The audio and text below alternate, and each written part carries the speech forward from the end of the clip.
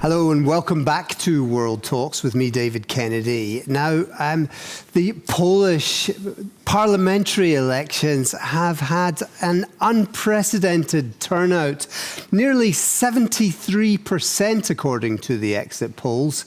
First past the post, the Law and Justice ruling party with the highest number of votes, but not enough, it looks like at the moment, in order to form a government. That means that there has to be a coalition. Now, what flavour of coalition that will it be something that the Law and Justice is able to cobble together at this point, or will it be the three main opposition parties? Now, I'm joined in the studio by Professor David Engels, who is a historian and from the Western Institute. Thanks very much for joining me. Hello, and thank you very much for the invitation. Now, it was a fascinating night last night, and first of all, the turnout is quite unprecedented, at least since 1989, the first semi-free elections.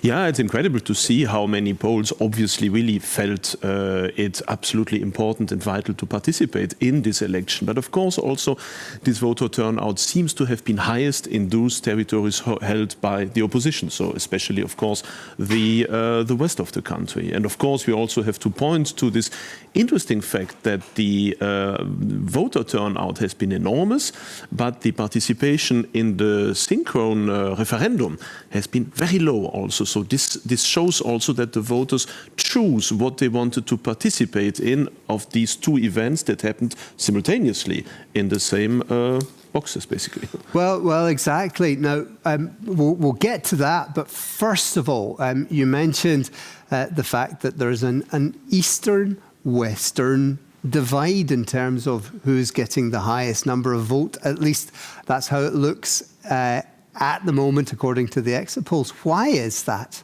Yeah, well, that's this traditional Poland A, Poland B divide that we see in so many fields. I mean, not only when it comes to the political elections, but also if we remember, for example, the COVID period when it came to vaccine coverage. Also, there was an enormous difference between one and the other half of the country. Of course, there are many reasons for that. One of these reasons is economic.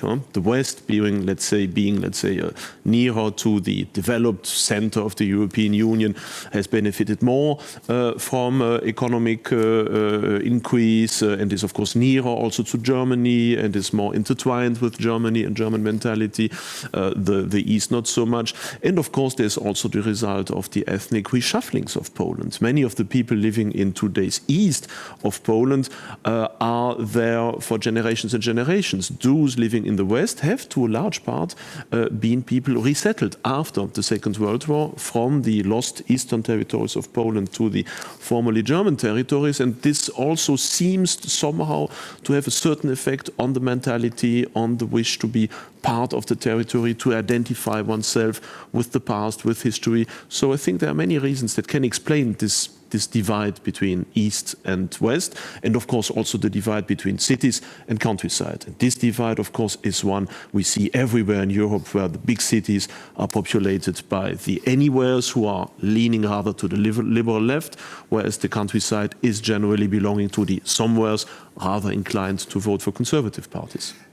And this is seen particularly in the Mazowsza region. Mazowsza, of course, where Warsaw is situated, and you see that actually in the whole area surrounding, and you can see, I mean, I've been on my bike during elections before, and you go through these smaller towns, and you see Law and Justice or presidential candidate from that camp. You see many more of those posters than you see of the opposition parties. And but looking now towards what's going to happen, do you see a chance that the Law and Justice Party, which got the highest number of votes, and indeed the highest number of votes that they have ever got, will they have a chance of forming a coalition? What would need to happen for them to be able to do so? Well, I think first, as you said at the beginning, we need to point out that we still do not have the definitive numbers. So they change, of course. I know already from yesterday evening to this morning, Law and Justice has gained some seats more than yesterday. So this could still change. We could still be discussing a little bit in the void. But for the moment, it looks as if peace will be unable as such to hold. But it is something we knew already for many weeks and even months. Confederatia, I think that is one of the biggest surprises, has much less votes than people expected. So this coalition between peace and the far right doesn't give enough votes, or enough seats. So that is, of course, an issue. So the only possibility for peace for the moment would be one form or other of coalition with the Third Way, or with parts of the Third Way party. That is also, as many Polish parties, a very heterogeneous composite party alliance with a leftist and a rightist wing. So perhaps that could be one possibility for peace still to gain this. Or it could also be possible that until the formation of the new government, some deputies might change their political opinion. So it's still possible. But it looks as if, at least from the Brussels and Berlin side of view, the pressure upon the three opposition parties to keep together is extremely strong. So what do you mean by that? Well, if you look in German newspapers, if you look at Brussels, also information coming in, this is almost uniquely, solely informing people about, yes, the opposition has won, the government will change, there will be a three-party coalition, and they will lead Poland back. And I quote a paper I just read from the German Marshall Fund. They will lead Poland back to democracy, to establishing, again, good relations with Germany, and finally giving all the aid to Ukraine needs. So this is the narrative that is for the moment giving out everywhere. And so there's a question. It is quite a strong narrative, and it's been the narrative for the whole time that Law and Justice have been in power and have been winning election after election after election, democratically. Yeah. The pressure has been enormous during these last years, and from a certain point of view, it is nearly a miracle that peace is still the largest party and has this quite incredible turnout, because usually we are accustomed to the fact that in most democracies, well, there is this effect of wearing out, and of that the ruling party after one or at least two mandates somehow becomes unpopular. So it's still amazing that there is still this large support, but it might not be enough. And obviously there are many people in Western Europe, especially, of course, who would like to see peace toppled. So the pressure on parties like the Third Way not to join peace, but to side with the good guys that lead Poland back to the civilized world is extremely high. It's very interesting when reading the Guardian, watching BBC, watching other places that they're telling us what the key issues are. But is it those, shall we say, issues of LGBT and abortion and rights, press freedom, etc., or are people motivated by things like inflation, by maybe the fact that one party has been in power for 8 years and it's maybe time for another? Was there a certain amount of tactical voting? That there's people who say anybody but peace, and then there's other people who say, well, anybody but Donald Tusk. That could be an issue, and we shouldn't forget also the economic pressure by the European Union through the withholding of the COVID relief aid. I mean, there are the enormous sums that the European Union normally has to pay to Poland in order to make its economy also continue to thrive, that have not been paid. So there is an enormous political and economic pressure. Many Poles are also working in the economy and know, of course, that this pressure could increase. And we shouldn't forget also the psychological aspect.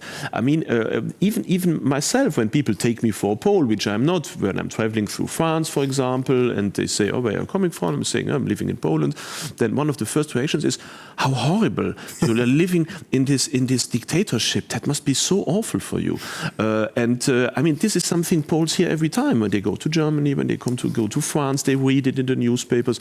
And Poland is keen in being part of the West, being at last again part of this European family also. So it is especially sad for many Poles to be confronted all the time with this pressure coming from the West. So that is also, I think, an argument where many people may have said, well, I can't stand it anymore. I want to become a normal country. And all these issues that are claimed to be so important, in the end, they are not. And that is, of course, the result finally of this of the referendum that happened at the same time like the elections. And for me, that is, if I may say so, the most surprising part of this entire elections. It's not the election results; it's the result of the referendum. Of course, in order to be validated, it has to have a turnout of more than 50%. Yep. 73% of the electorate went to vote, but 40% took part in the referendum. Exactly, and that is for me the most surprising. I mean, we know, of course, that there has been this policy by today's opposition saying, do not fill in the referendum, don't even vote in favor or in disfavor, just make it invalid. And obviously, many people did so. Obviously, they went to the elections. 73% of the Poles went to the elections. Only 40 took the referendum sheet. Of course, we know there have been some irregularities. That in many offices, people were expressly asked if they really wanted to get this referendum vote, which already is some breach of confidentiality, because people then saying yes, I would like them, showed through that yes, they didn't care about the opposition's maxim not to fill it in. So we can understand that many people didn't do it. But still, in the end, it shows that for many Poles, it was more important somehow to kick peace out of the government, basically, than to vote on these crucial aspects like does Poland want mass migration as Germany or France? This is a crucial issue if you think about the horrible murder of a school teacher only Saturday in France. Every day we have events like that in France. So this is, of course, a result of uncontrolled mass migration. So that obviously this point, exactly like the wall towards Belarus and other issues, didn't seem important enough or less important than these internal political issues between right and left.